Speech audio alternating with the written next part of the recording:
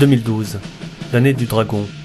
Plus précisément l'année du dragon d'eau noire selon le calendrier chinois. C'est une année, dit-on, qui porte chance à tous. C'est une année où il est recommandé de prendre des risques, où il faut tenter des choses. Tenter des choses. C'est ce que je me suis dit en discutant avec Bertrand Gomer, moniteur de plongée, quand il m'a parlé de l'exploitation des granulats marins. Les granulats sont des sables et des graviers, des matériaux siliceux ou calcaires comme le maerl, qui couvrent certains fonds marins depuis des milliers d'années. Ces ressources reconnues en métropole ont été évaluées selon le site internet de l'IFREMER, l'Institut français de recherche pour l'exploitation de la mer, à 33 milliards de mètres cubes, 600 millions sont considérés comme réserves exploitables. Si l'État a joué un véritable rôle de prospecteur, ce sont les industriels qui s'intéressent à ces ressources. Les grandes sociétés comme Lafarge, Cemex ou encore Vinci souhaitent exploiter ces matériaux pour produire du béton, du ciment. C'est là une alternative économique et industrielle à l'exploitation des mines terrestres.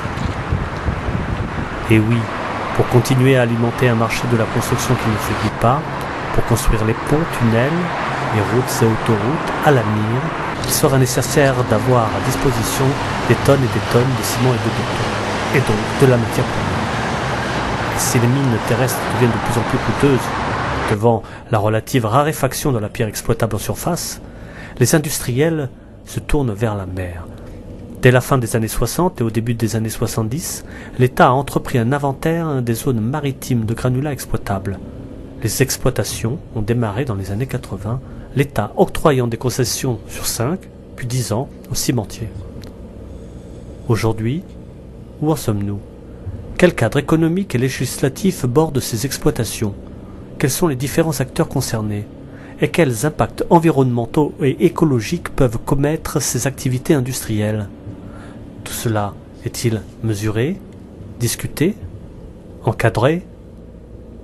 Mais il faudrait revenir au début de cette histoire.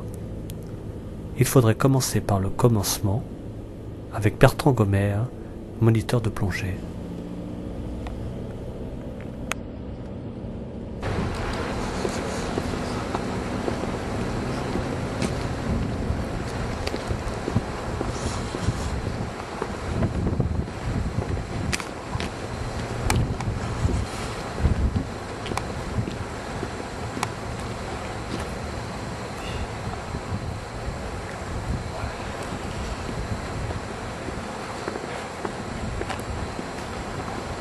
Alors où est-ce qu'on est là, Bertrand ?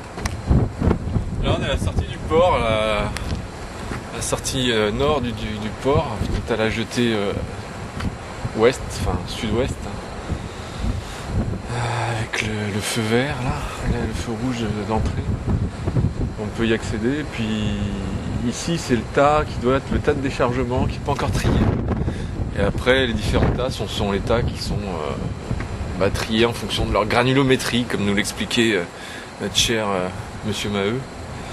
C'est-à-dire, c'est en fonction de la grosseur des pierres ? Voilà, en fonction de la grosseur du gravier. Il y a du fin, du gros, du moyen, et en fonction de ça, tu le vends plus ou moins cher.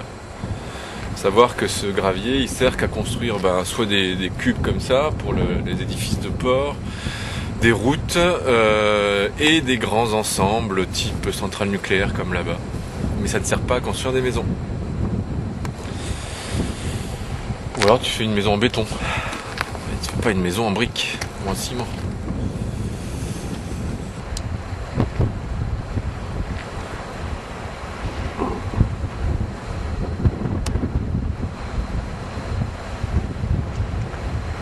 Et on aperçoit une centrale là-bas, non ? C'est quelle centrale là-bas ? T'as deux tranches là-bas, ouais. Et l'extension, tu vas avoir 4 tranches qui doit être prévues initialement. T'as un grand terre-plein qui sert à rien et sur lequel ils ont prévu de faire le PR. Donc t'as le PR de Flamanville là qui est en construction et t'as le projet de PR de Port.